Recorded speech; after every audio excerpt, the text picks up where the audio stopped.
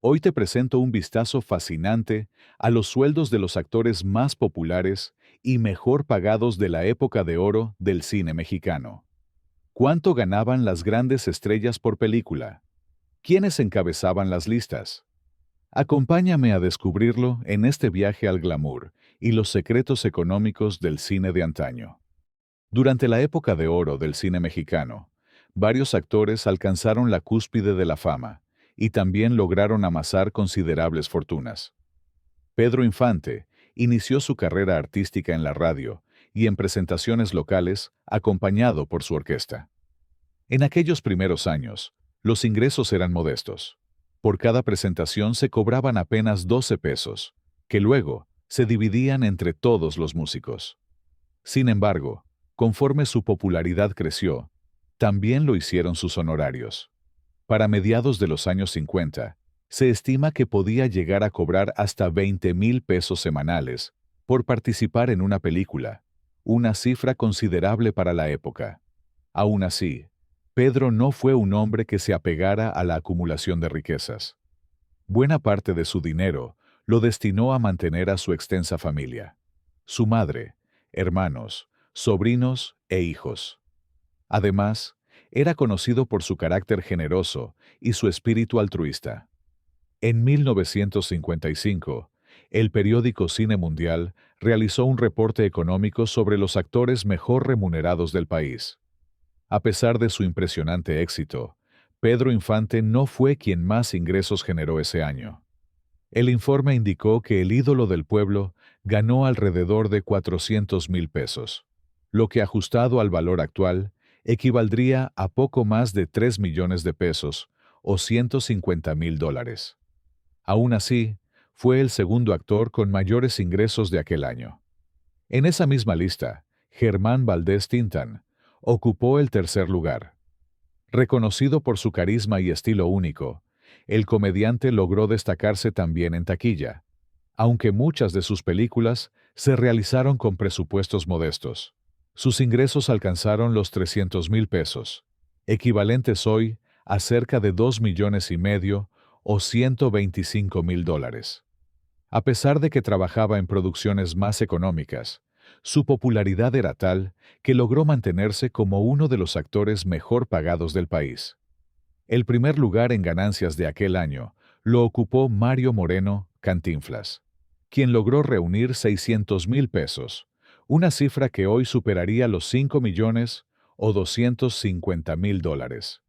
Su habilidad para negociar, sumada a su éxito nacional e internacional, le permitió convertirse en una figura no solo querida, sino también muy rentable. No obstante, estos montos corresponden únicamente al año 1955, y las cifras totales que cada uno acumuló a lo largo de su vida varían notablemente. En el caso de Pedro Infante, su representante Antonio Matouk afirmaba que, durante la década de 1950, no había otro actor que ganara tanto como él. Incluso llegó a asegurar que Pedro podía triplicar las ganancias de Cantinflas en los mejores años de su carrera. Se estima que, al momento de su trágica muerte en 1957, Pedro contaba con una fortuna de aproximadamente 20 millones de pesos, que al valor actual superaría fácilmente los 100 millones o 5 millones de dólares. Una cifra impresionante, sobre todo considerando el contexto económico de la época. Por su parte, Mario Moreno Cantinflas dejó una fortuna aún mayor. Según su hijo adoptivo, Mario Moreno Ivanova, cuando falleció el 20 de abril de 1993, el actor había acumulado alrededor de 70 millones de dólares, lo que hoy representaría más de 100 millones de dólares actuales. Su éxito se extendió más allá del cine, gracias a su participación en negocios, inversiones y contratos internacionales, como los firmados en Hollywood. En esta misma comparación sobre fortunas heredadas, no se puede dejar fuera a María Félix, quien también fue una figura imponente, tanto en la pantalla como en la vida real. Sus ingresos no provenían solo del cine. También supo explotar su imagen en el mundo de la publicidad. En la cúspide de su carrera, protagonizó un comercial de tinte para el cabello por el que recibió más de 2 millones de pesos. Curiosamente, esta campaña fue contratada originalmente por una suma menor, pero al descubrir que la empresa había utilizado su imagen sin autorización, María llevó el caso a tribunales y obtuvo el doble de lo acordado. El inicio de su carrera también estuvo marcado por una anécdota que evidenció su temple y determinación. Al firmar contrato para El Peñón de las Ánimas, el productor Miguel Zacarías le ofreció un sueldo modesto, común para una debutante. María, lejos de aceptar sin cuestionamientos, exigió 5,000 pesos, una suma que pocos actores novatos recibían en esa época, y que incluso Pedro Infante alcanzó hasta años después de su debut. Además, descontenta con el vestuario que le ofrecieron, lo consideró tan mediocre que se lo arrojó al productor en la cara. Exigió entonces una tarjeta de la tienda Palacio de Hierro para elegir ella misma su ropa, condición que fue aceptada. No obstante, fiel a su personalidad intensa, María también reconoció que el total de ese primer sueldo lo perdió jugando póker. A lo largo de su vida, acumuló una fortuna considerable. Aunque nunca se supo con certeza el monto exacto que poseía al momento de su muerte, se calcula que su patrimonio rondaba los 50 millones de dólares, es decir, aproximadamente 100 millones de pesos actuales. Esa cifra la convierte, hasta el día de hoy, en una de las estrellas mexicanas más acaudaladas de todos los tiempos. Jorge Negrete, símbolo de la mexicanidad en la pantalla grande. En los inicios de su carrera, su hija Diana Negrete reveló que a Jorge le ofrecían papeles protagónicos con sueldos que rondaban los 10,000 pesos de la época, una cantidad que, ajustada por la inflación actual, podría superar fácilmente los 2 millones de pesos o 100,000 dólares. A medida que su fama fue creciendo, estas cifras también lo hicieron, reflejo de su consolidación como uno de los artistas más cotizados del cine mexicano. Su creciente popularidad lo llevó a compartir créditos con las figuras más destacadas de la industria cinematográfica, lo que incrementó aún más su valor en el mercado artístico. Además, su liderazgo se extendió más allá de los escenarios. Fue miembro fundador y dirigente de la Asociación Nacional de Actores, lo que le otorgó una posición privilegiada para negociar sus contratos y condiciones laborales, beneficiando no solo su carrera, sino también la de muchos colegas. Jorge falleció a los 42 años, y no existe certeza sobre si dejó una herencia significativa al momento de su muerte, ya que durante los últimos años de su vida enfrentó complicaciones severas de salud a causa de la cirrosis hepática que padecía. Esta enfermedad lo obligó a someterse a numerosos tratamientos médicos y prolongadas estancias hospitalarias, lo que representó un gasto considerable. Joaquín Pardavé, por su parte, también fue una figura notable en el cine de la época. De origen español, pero profundamente enraizado en México. Su salario estimado por película, cuando interpretaba roles principales o secundarios de gran peso, oscilaba entre los 12,000 y 15,000 pesos, posicionándolo en un nivel medio alto dentro de la industria cinematográfica. Además de actor, Pardavé fue un prolífico guionista, lo cual le generaba ingresos adicionales considerables. En los años comprendidos entre 1940 y 1945, este trabajo como escritor podía incrementar notablemente su remuneración total, haciéndolo una figura multifacética y rentable para cualquier producción. Otro referente imprescindible fue Fernando Soler, uno de los pilares de la dinastía Soler, junto con sus hermanos Andrés, Domingo y Julián. Su poderosa presencia escénica y su especialización en papeles paternos dentro de dramas familiares lo convirtieron en un rostro indispensable del cine nacional. Durante la década de 1940, su salario estimado por proyecto rondaba los 20,000 pesos, una cifra considerable que podía aumentar si se trataba de una producción de gran presupuesto o si además asumía funciones como director, actividad que también ejercía con notable éxito.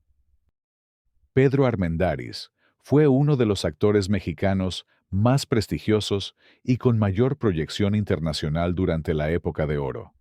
Su talento, presencia escénica y dominio del inglés le abrieron las puertas de Hollywood, donde trabajó bajo la dirección de figuras como John Ford. En México, al inicio de su ascenso artístico, sus honorarios por película rondaban entre los 25,000 y 30,000 pesos. Sin embargo, con el paso del tiempo y al consolidar su nombre en la industria global, su sueldo se incrementó hasta alcanzar los 40,000 o incluso 45,000 pesos por cinta. Su participación en coproducciones internacionales elevaba significativamente su cotización. Andrés Soler destacó como uno de los actores de carácter más sólidos y prolíficos del cine mexicano. Aunque rara vez fue protagonista, su rostro y estilo interpretativo se volvieron indispensables en decenas de producciones. Su presencia constante en roles secundarios con gran carga dramática, y en ocasiones en papeles estelares, lo convirtió en una figura confiable dentro del medio. En sus mejores años, su salario se estimaba entre los 15,000 y 18,000 pesos por película, una cifra que reflejaba tanto su experiencia como su aportación escénica. Emilio Tuero, apodado El Barítono de Argel, protagonizó diversas películas de corte romántico y musical que capturaron la atención del público.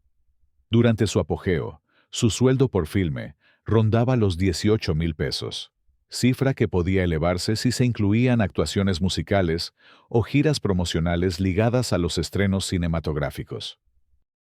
Manuel Medel, cómico surgido de las carpas y compañero inicial de Cantinflas, fue un talento reconocido en su tiempo, aunque no alcanzó la popularidad masiva de su colega. Aún así, en su mejor etapa dentro del cine, su remuneración por película se situaba alrededor de los 10,000 pesos. Aunque esta cantidad era más modesta en comparación con otros cómicos del momento. Arturo de Córdoba, tras una destacada incursión en el cine estadounidense, regresó a México para convertirse en uno de los galanes más cotizados del drama cinematográfico.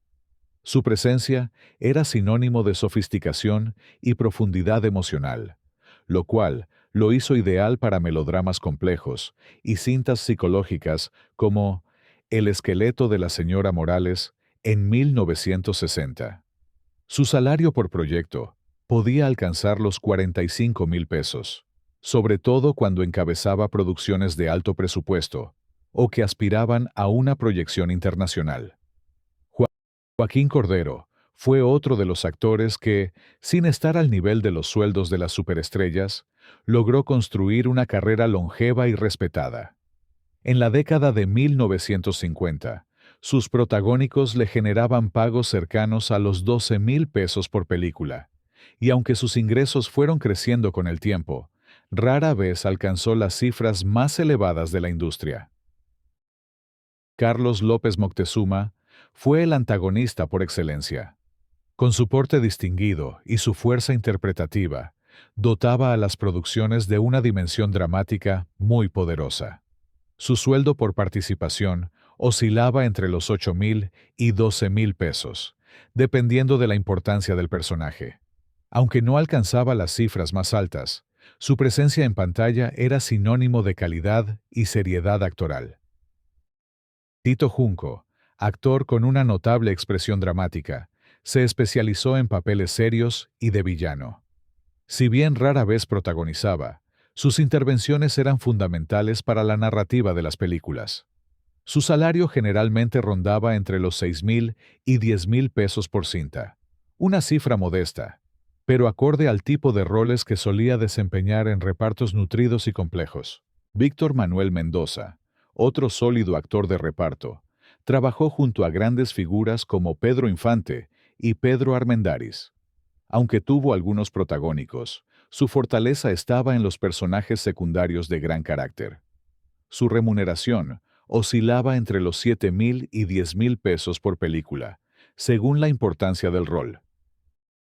Fernando Fernández, conocido por su potente voz grave y su estilo melodramático. Por cada película, podía recibir unos 8,000 pesos, aunque si su participación incluía la interpretación de canciones o la grabación de temas para la banda sonora, esa cantidad podía incrementarse considerablemente. Su voz lo hizo destacar también en programas radiales y conciertos en vivo, lo que diversificó sus fuentes de ingresos. David Silva, uno de los actores más naturales y carismáticos de su generación, fue especialmente reconocido por interpretar personajes del México popular, ya fuera en ambientes urbanos o rurales. Su habilidad para encarnar al hombre común con autenticidad le dio una gran aceptación del público. Por película, solía cobrar cerca de 9,000 pesos, aunque esa cifra podía subir si desempeñaba roles coprotagónicos o si el filme tenía una proyección destacada. Su participación en cintas como Campeón sin Corona en 1946 lo convirtió en uno de los actores más entrañables de la época. Miguel Inclán, por su parte, fue el villano por excelencia del cine mexicano. Su rostro y gestos intensos lo volvieron sinónimo de antagonismo en películas al lado de figuras como Pedro Infante o Pedro Armendáriz. Su sueldo rondaba los 6,000 a 8,000 pesos por cinta, dependiendo de la producción. Estas cifras evidencian la marcada diferencia entre los actores considerados estrellas y aquellos catalogados como actores de carácter o secundarios. Mientras Cantinflas, Pedro Infante o María Félix podían ganar cifras cercanas a los 400,000 pesos anuales, intérpretes secundarios, aunque igual de talentosos, rara vez alcanzaban esos niveles salariales. La brecha entre los primeros actores y los secundarios era significativa, y respondía tanto a la notoriedad mediática como al tiraje de taquilla que cada figura podía garantizar. Muchos de estos artistas multiplicaban sus ingresos gracias a su ritmo de trabajo. No era raro que filmaran de 4 a 6 películas al año, a lo que se sumaban presentaciones en palenques, teatros, ferias, estaciones de radio y participaciones televisivas. Esta constante visibilidad no solo fortalecía su vínculo con el público, sino que también les permitía negociar contratos más favorables, ya sea con estudios exclusivos o por producción individual. Así, esta etapa dorada del cine no solo fue rica en propuestas artísticas, sino también en oportunidades económicas para quienes supieron construir un nombre y mantenerse vigentes. El legado que dejaron no solo está en sus películas, sino también en la forma en que redefinieron lo que significaba ser una estrella en México. A diferencia de la mayoría de los actores, estrellas como Cantinflas o María Félix lograron cambiar las reglas del sistema de producción cinematográfica de México. En lugar de aceptar las tarifas impuestas por los estudios, estos actores comenzaron a fijar sus propios honorarios, estableciendo un precedente en la industria. Algunos, como Pedro Infante, optaron por la estabilidad financiera a través de contratos de exclusividad, como con Discos Peerless, que le garantizaban sueldos fijos y regalías por ventas musicales. Otros prefirieron negociar película por película, buscando sacar el máximo beneficio de cada proyecto en función de su popularidad del momento. La fidelidad inquebrantable del público, que seguía a sus ídolos del cine a la radio y más tarde a la televisión, fue determinante para que muchos alcanzaran niveles salariales equiparables a los de actores de Hollywood. Pero no todo era fama y fortuna. La manera en que cada estrella administraba su dinero fue clave para definir cuánto acumulaban realmente a lo largo de su vida. Mario Moreno Cantinflas, por ejemplo, demostró una visión empresarial aguda. Invirtió en bienes raíces, fundó compañías fílmicas, adquirió propiedades rurales y hasta se dedicó a la crianza de caballos de carrera. Su manejo inteligente del dinero le permitió no solo conservar, sino aumentar su patrimonio a lo largo de las décadas. Se le recuerda como uno de los pocos que llegó a manejar una fortuna comparable a la de estrellas internacionales. Pedro Infante, en cambio, tenía un estilo de vida más generoso y festivo. Aunque nunca fue un derrochador irresponsable, sí gastaba considerablemente en automóviles, motocicletas y aviones, además de mantener a una extensa red de familiares y amigos. Su altruismo y su necesidad de consentir a los suyos eran bien conocidas, lo que sin duda mermó su ahorro a largo plazo, pese a sus millonarias ganancias. María Félix supo equilibrar su gusto por el lujo con una mentalidad cautelosa.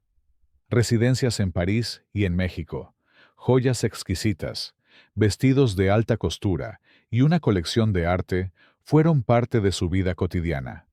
Pero lejos de arruinarla, su sofisticación estuvo acompañada por inversiones estratégicas que la convirtieron en una de las mujeres más acaudaladas del medio artístico latinoamericano.